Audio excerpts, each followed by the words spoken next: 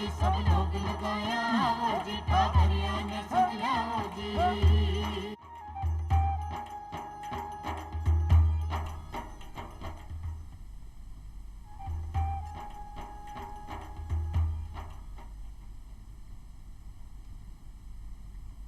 चौपाल देखने वाला सबला दर्शका ने राम राम सा। भाई हर गर्भवती महिला ने परेशानी होवे है, हर माता की चिंता होवे है कि आपना नवजात की आपा किया देखभाल करा। आपनो टाबर बहुत बीमार पड़े है, जल्दी जल्दी सर्दी जुकाम लग जावे है, कभी कभी बुखार उल्टी दस्त की परेशानी हो जाए, तो किया बिकी देखभाल करनी चाहिए। बिको स्वास्थ्य को आपा किया ध्यान रखा, बिका शरीर में रोग प्रतिरोधक क्षमता आपा किया बढ़ावा जिसे वो बीमार ही नहीं पड़े। अच्छो अच्छो खाणो खिलावा फिर भी परेशानी हो सके तो भी का कारण क्या हो सके और बिने किया आपा बचा सका। कई महिलावां आपना फिगर ने लेर परेशान हो हैं कि भाई स्तनपान करावांगा तो आपनो फिगर खराब हो जाए, तो वो आपका टाबर के लिए कितनो घातक सिद्ध हो सके है। ई सब का बारे में चर्चा करांगा और अपनी चौपाल में यानी बाल रोग और विकास स्वास्थ्य का बारे में चर्चा करांगा। और मैं आमंत्रित किया है डॉक्टर अरिहंत जैन साहब को, जो कि बाल रोग विशेषज्ञ हैं। डॉक्टर साहब था को बहुत बहुत स्वागत करा हाँ चौपाल में। तो सबसे पहले शुरुआत आप यूं ही करा कि जब टाबर अपने पास आवे है, एक नवजात शिशु होवे है, तो शुरुआती दौर में जो 1-2 घंटा को समय है भी में आपने के सावधानी करनी चाहिए जिससे आपने टाबर बीमार ही नहीं पड़े। जन्म के बाद में जब भी प्रसव होता है उसके बाद में बच्चा जन्मता है, उसके बाद में अगर शिशु रोग या बाल रोग उस समय वहाँ पे उपलब्ध है तो शुरू की जांच के बाद में अगर बच्चा स्वस्थ है, किसी तरह की कोई तकलीफ़ नहीं है या किसी तरह का कोई उसको रोग नहीं है, तो उसे माँ के पास में तुरंत ही वापस दे दिया जाता है। कोशिश ये की जाती है कि बच्चे को जल्दी से जल्दी स्तनपान कराया जाए। अगर नॉर्मल डिलीवरी है तो हम आधे घंटे के लिए उनको बोलते हैं कि जन्म के आधे घंटे के अंदर ही स्तनपान कराया जाए, और अगर ऑपरेशन है, किसी की वजह से ऑपरेशन से डिलीवरी हुई है, तो 4 घंटे के अंदर ही उसको पहली बार स्तनपान कराया जाए। जी। कुछ और तकलीफ़ें जो बच्चे को जन्म के बाद में हो सकती है, जिनका खासकर ध्यान रखना है, यह है कि बच्चे को आसपास का जो टेम्परेचर है वो ठीक रखा जाए। बहुत ज़्यादा ठंडा टेम्परेचर बच्चे सहन नहीं कर पाते, उसकी वजह से बच्चे सुस्त होना, सांस की तकलीफ़ होना या दूध नहीं पीना, ये तकलीफ़ें उनको आ सकती है। तो ध्यान यही रहे कि तुरंत जितना जल्दी हो सके स्तनपान कराया जाए और थोड़ा टेम्परेचर का ध्यान रखा जाए। जी, मतलब वातावरण को भी आपने ध्यान रखना है, साफ सफाई को ध्यान रखना है। और खासी बात जो डॉक्टर साहब ने बताई कि टाबर का जन्म होते ही आधा से 1 घंटा का बीच में आपने स्तनपान करा देना चाहिए। डॉक्टर साहब अगर इन सब चीज़ों को ध्यान नहीं रखियो जाए तो टाबर ने के परेशानी हो सके है। जी, जैसे स्तनपान अगर अपन नहीं कराते हैं और बच्चा अगर भूखा रहता है तो उसमें शुगर कम होने की चांसेस बन जाते हैं, बच्चे को इन्फेक्शन होने के चांसेस बन जाते हैं, बच्चे को कई और तकलीफ़ें जैसे पीलिया है ये होने के चांसेस हो जाते हैं। तो इसलिए यह ध्यान रखना है कि भाई अपने को जल्दी से जल्दी और रेगुलर स्तनपान कराया जाए। कई कारण से अगर ध्यान नहीं दे पाए हम और बच्चे को अगर साफ़ सफाई नहीं रखी गई तो उसको इन्फेक्शन होने का खतरा रहता है, खासकर कि नाल की जगह का इन्फेक्शन होने का खतरा रहता है। उसके बाद वही बच्चे को बुखार भी आ सकती है, सुस्त हो सकता है, बच्चे के शरीर पे दाने वगैरह आ सकते हैं, बच्चा दूध पीना कम कर सकता है, पेशाब वगैरह कम कर सकता है। तो साफ़ सफाई का भी अपने को ध्यान रखना है। जी, मतलब शुरुआती दौर में ही आपने अगर सही तरीके से देखभाल आपा नवजात की कर लिया तो आपनो नवजात में रोग प्रतिरोधक क्षमता बनी रहे है। जिया कि डॉक्टर साहब ने बताया कि स्तनपान कराना बहुत ज़रूरी है। तो अगर आपा नवजात ने पहला दिन से ही स्तनपान करावा तो कितना महीने तक आवश्यक रूप से आपने स्तनपान कराना चाहिए? जी, स्तनपान काफ़ी ज़रूरी है और ये ना ही सिर्फ बच्चे की भूख मिटाता है बल्कि बच्चे की इम्यूनिटी या रोग प्रतिरोधक क्षमता भी बढ़ाता है। जन्म से और कम से कम 6 महीने तक सिर्फ एक्सक्लूसिव स्तनपान कराना चाहिए, मतलब और कुछ नहीं देना है बच्चे को, सिर्फ हमको माँ का ही दूध पिलाना है। 2 साल तक के हम बच्चों के लिए स्तनपान कराने के लिए कहते हैं, क्योंकि दूध उस समय तक रहता है और वही जैसे आपको बताया कि सिर्फ भूख ही नहीं, बच्चे को प्रतिरोधक क्षमता भी उससे मिलती है। तो भाई आपने कम से कम 6 महीना नहीं तो 2 साल तक आप स्तनपान करा सका है। आजकल शुरुआत में देखा जाए कि मतलब बहुत आम बात हो गई है कि शिशु को जन्म हुए है, नवजात नहीं डॉक्टर साहब बोलते हैं कि भाई टाबर ने तो पी लियो है, तो 20 समय आपने क्या देखभाल करनी चाहिए? जी, पीलिया बहुत आम है। 10 बच्चे अगर जन्मते हैं उनमें से 6 बच्चों को पीलिया होने की चांसेस रहते हैं। बस हमें ये ध्यान रखना है कि ज़्यादा पीलिया तो नहीं है। नॉर्मल पीलिया को फिजियोलॉजिकल जॉन्डिस बोलते हैं, जो कि धीरे धीरे पहले दूसरे हफ्ते में बढ़ता है, उसके बाद में अपने आप कम होने लग जाता है। ज़्यादा पीलिया मतलब पैथोलॉजिकल जॉन्डिस, उसके कई कारण रह सकते हैं। तो वो हमें एक बार अगर हमको लगता है कि पीलिया है बच्चे में, शुरू में जैसे आंखें पीली लगने लगती है, फिर चेहरा पीला लगने लगता है, बाद में शरीर भी पीला लगने लगता है, तो हमें अगर ऐसा लगता है कि बच्चा पीलिया है तो एक बार हम बाल रोग विशेषज्ञ से एक बार राय लें और कारण पता करें कि ये नॉर्मल फिजियोलॉजिकल पीलिया है या पैथोलॉजिकल पीलिया है। जी, तो बी के हिसाब से आगे आपने इलाज जी, होना चाहिए जी, अपना जी। टाबर को। मतलब सामान्य बात है कि पीलियो 10 में से 6 बच्चा ने तो होवे ही होवे जी, है, जी। तो ज़्यादा घबरावा की भी ज़रूरत नहीं है, जिया जी। कि आपने डॉक्टर साहब सलाह दें बिया ही आपने काम करना चाहिए। जी। आजकल एक समस्या और है, टाबर कई बार बहुत कम वजन के साथ जन्म लेवे हैं और कई जो नवजात हैं बहुत ज़्यादा वजन के साथ जन्म लेवे हैं, तो आ परेशानी क्यों होवे है? जी, दोनों ही कम वज़न वाले बच्चे भी जन्मते हैं। आजकल ऐसे प्रतिशत काफ़ी बढ़ गए हैं, क्योंकि कई मेडिकल एडवांसमेंट हो गए हैं। उस वजह से हम बच्चों को जल्दी जन्म हो भी जाता है और उनको बचाया भी जा सकता है, उनकी अच्छी देखभाल हम अगर करें तो। जो कम वज़न के बच्चे होते हैं उनमें कई तरह की दिक्कतें रह सकती है, जैसे दूध नहीं पीना, इन्फेक्शन लगना, सांस की तकलीफ़ रहना।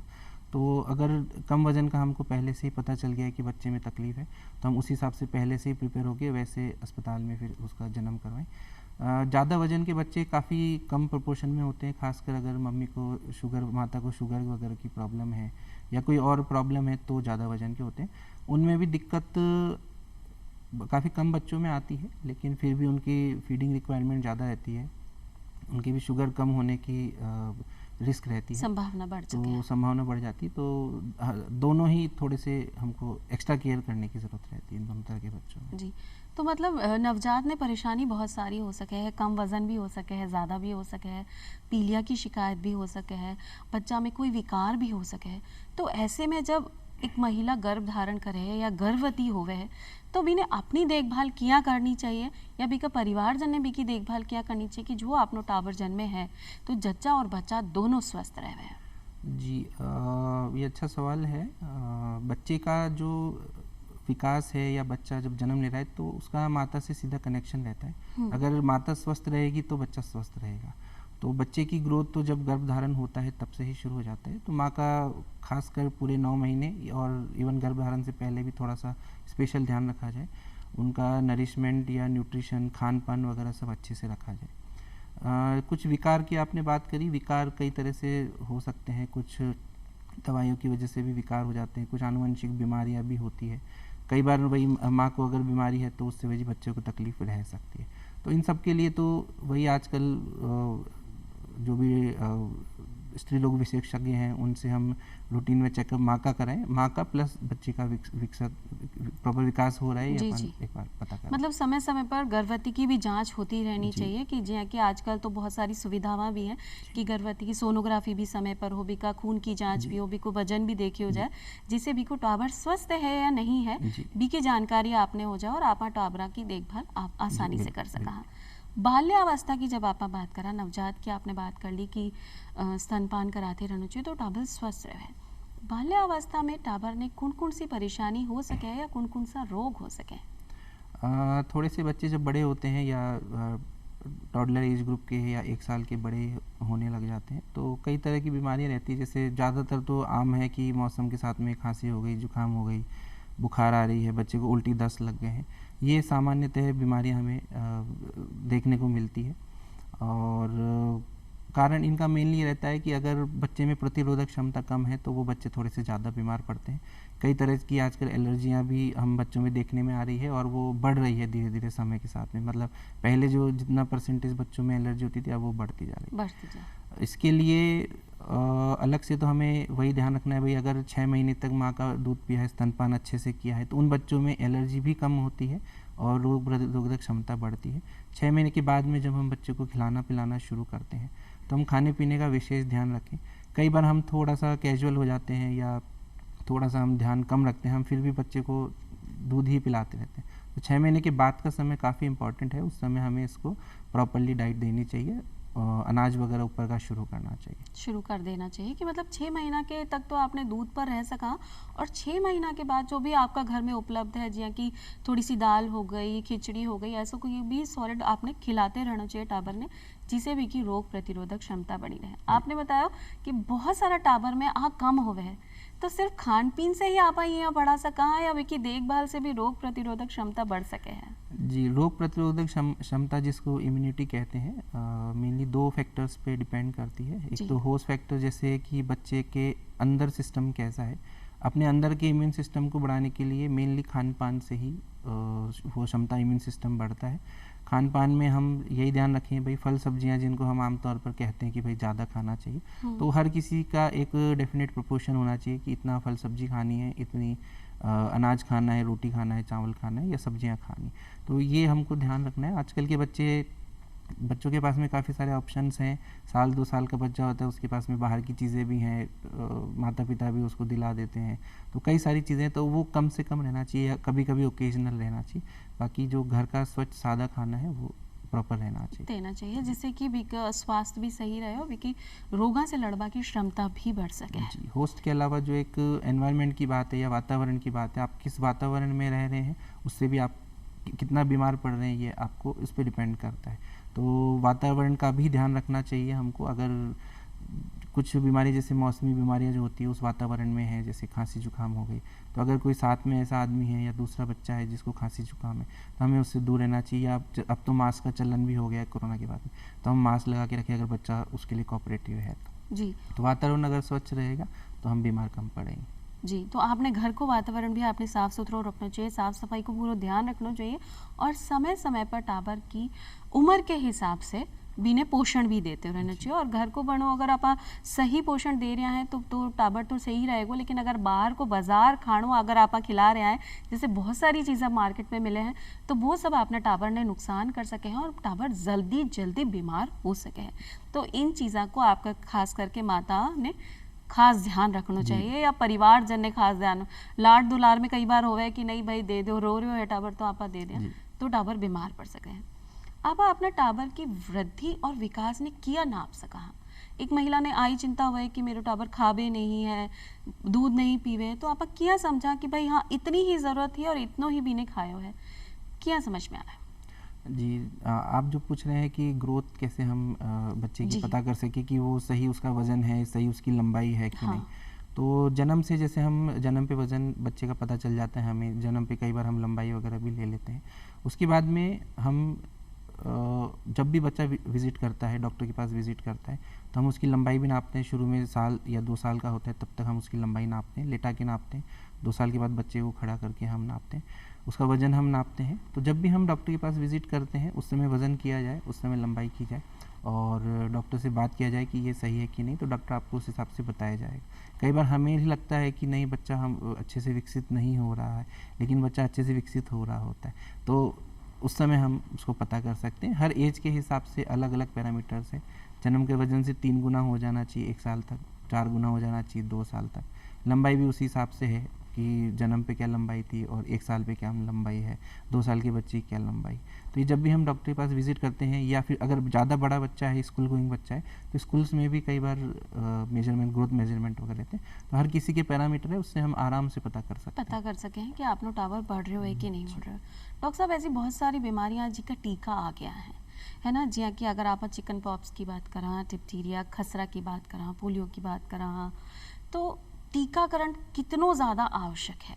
जी, बच्चों में टीकाकरण बहुत ज़्यादा आवश्यक है। जैसे हम बात कर रहे थे कि भाई स्तनपान से हमें इम्यूनिटी मिलती है, तो उसी तरह से एक बाहर से हम इम्यूनिटी लेने के लिए टीका लगवा सकते हैं। जैसे कोरोना का टीका आजकल अब लोगों को पता भी चल गया है कि ऐसा कुछ होता है, तो कोरोना के टीके से काफ़ी लोगों को फ़ायदा हुआ है, बीमार भी कम पड़े हैं, सीवियरिटी कम हुई है।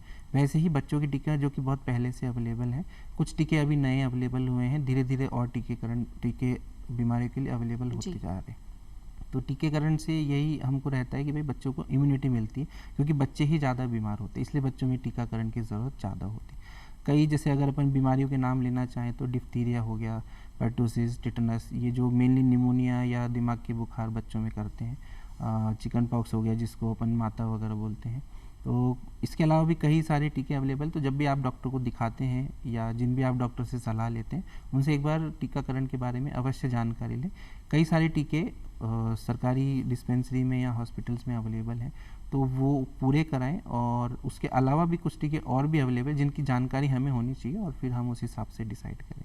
बाकी टीके ज़रूरी लगवाने चाहिए, काफ़ी ज़रूरी है बच्चों के लिए। जी, जो भी आपनो कार्ड मिला है, ममता कार्ड बना है जिसमें टीका की सही जानकारी है कि ई समय आपना टावर ने आ टीको लगना चाहिए, तो भाई आपने ध्यान रखना है कि समय सीमा नहीं निकलनी चाहिए और आपने टावर ने समय पर टीकाकरण हो जाना चाहिए, क्योंकि टीको ऐसी बहुत बड़ी बड़ी बीमारी से आपने टावर ने बचा सका है जिससे कि वो भविष्य में स्वस्थ रह सके। नहीं तो कई बार अगर आप छोटी सी लापरवाही कर दें कि भाई आज नहीं लगवावा और फिर आप भूल जावा कि टीकाकरण नहीं हुए, तो भी आपने टावर ने परेशानी हो सके और बड़ी से बड़ी गंभीर बीमारी भी हो सके है।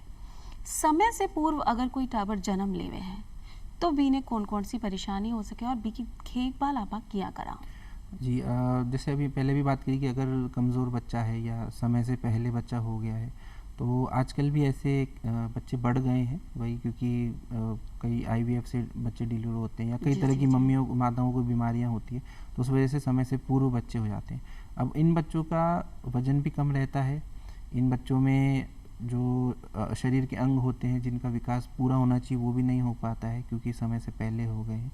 तो इन बच्चों में थोड़ा सा हमें चैलेंजिंग रहता है। तो एक तो वही कि भाई जो भी बाल रोग विशेषज्ञ हैं उनकी हम जन्म के समय ही राय लें कि उस समय एक बार असेसमेंट करवाएं कि भाई कोई बच्चे को तकलीफ़ है या नहीं है। अगर कोई तकलीफ़ है उस हिसाब से उसका इलाज कराएं। तकलीफ़ नहीं है, अगर हम घर ला सकते हैं उसको, तो घर पे फिर से वही एक तो स्तनपान कराएं, रेगुलर स्तनपान कराएं, प्रॉपर्ली बच्चे को फीडिंग कराएं।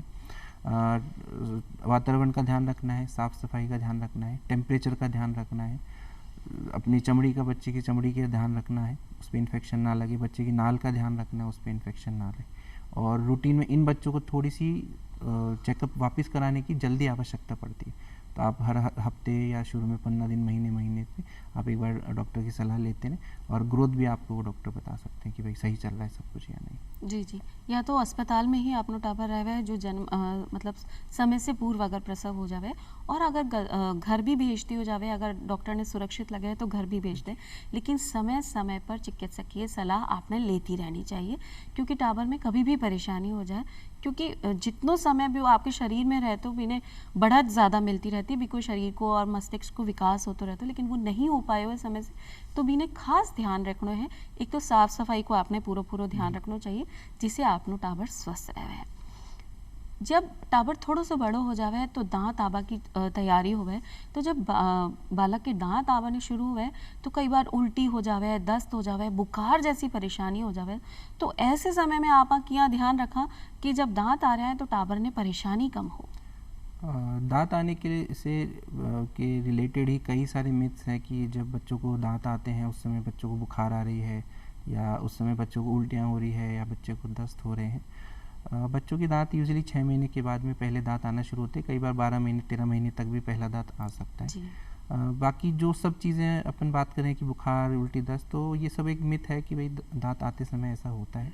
ऐसा कोई सीधा रिलेशन नहीं है, सिर्फ ये है कि उस समय वही बच्चा चीज़ें मुंह में लेने लगता है, बच्चे को थोड़ा चिड़चिड़ापन रहता है, तो उस वजह से बच्चे को कई बार पेट का इन्फेक्शन हो जाता है जिस वजह से दस्त लग जाते हैं या बुखार हो जाती है।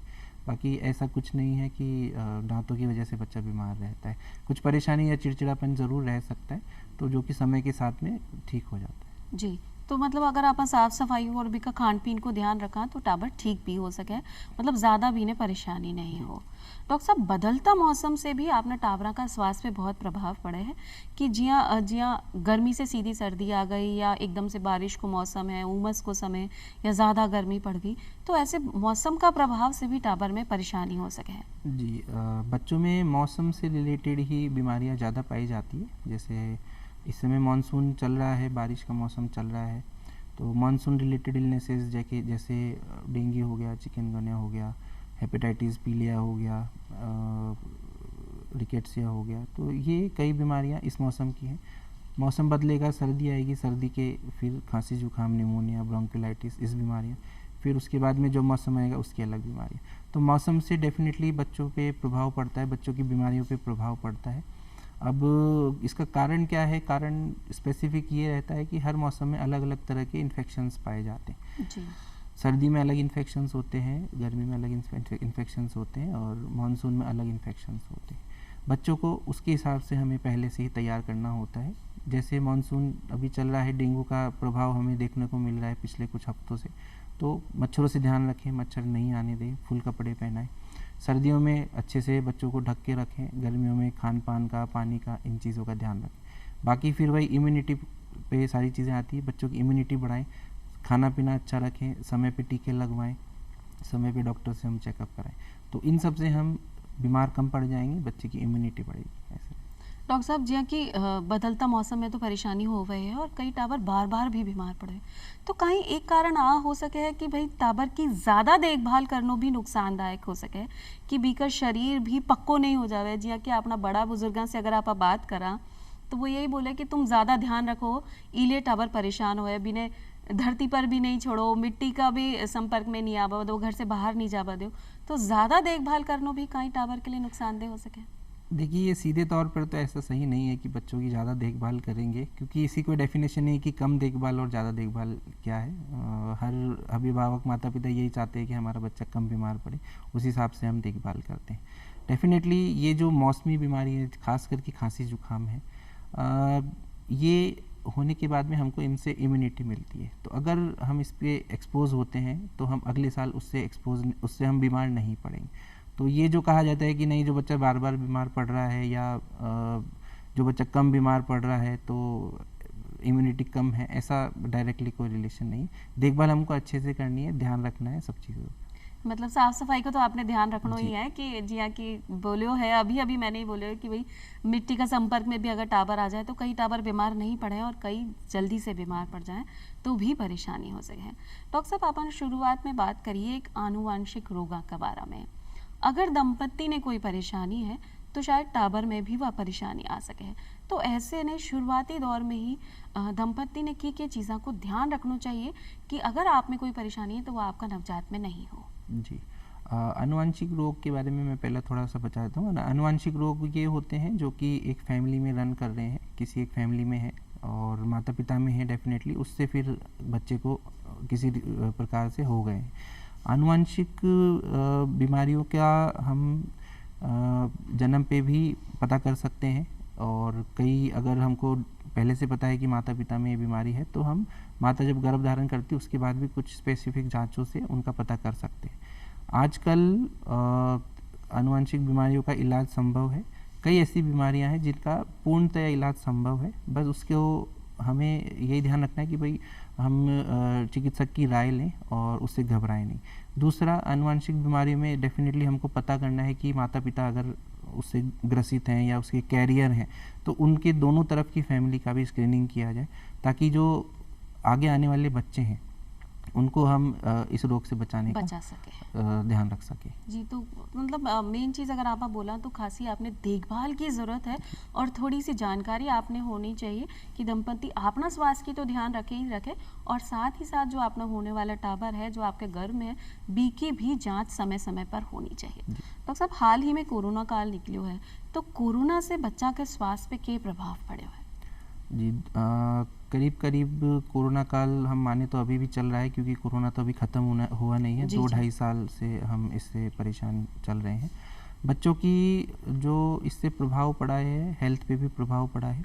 बच्चे बीमार भी रहे हैं, खास करके जो जिनकी इम्यूनिटी कम है या जो एलर्जिक बच्चे हैं उनको काफ़ी बार बार और काफ़ी लंबे समय के लिए वो बीमार पड़े हैं, खासकर खांसी जुकाम वगैरह से। इम्यूनिटी भी बच्चों की काफ़ी डाउन हुई है उसके बाद में। दूसरी तरफ से एक और बीमारी इनमें देखने में आई है कि बच्चों का वज़न बढ़ गया है, बच्चे थोड़े से सुस्त हो गए हैं और गैजेट्स के प्रति आकर्षण उनका बढ़ गया है, मोबाइल हो गया है, टैबलेट हो गया है, तो ये डायरेक्टली इफ़ेक्ट पड़ा है।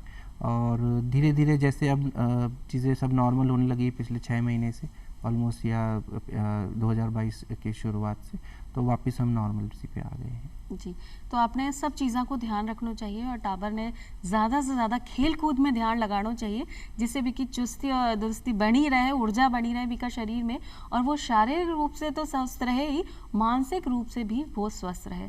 डॉक्टर साहब थे आपनी चौपाल में आया और बाल रोग के बारे में इतनी चौकी जानकारी दी कि क्या आपने टाबर की देखभाल करनी चाहिए। मैं थाने धन्यवाद देना चाहा और अपना दर्शकों से अभी आई निवेदन है माताओं बहनों से कि आपने टाबर की पूरी देखभाल करो, बी की साफ सफाई को भी ध्यान रखो, समय पर टीकाकरण होना चाहिए और बीने समय पर स्तनपान भी कराते रहना चाहिए। आज की चौपाल में इतना ही, अब मिलांगा एक नई जानकारी के साथ, तब तक के लिए राम राम साहब।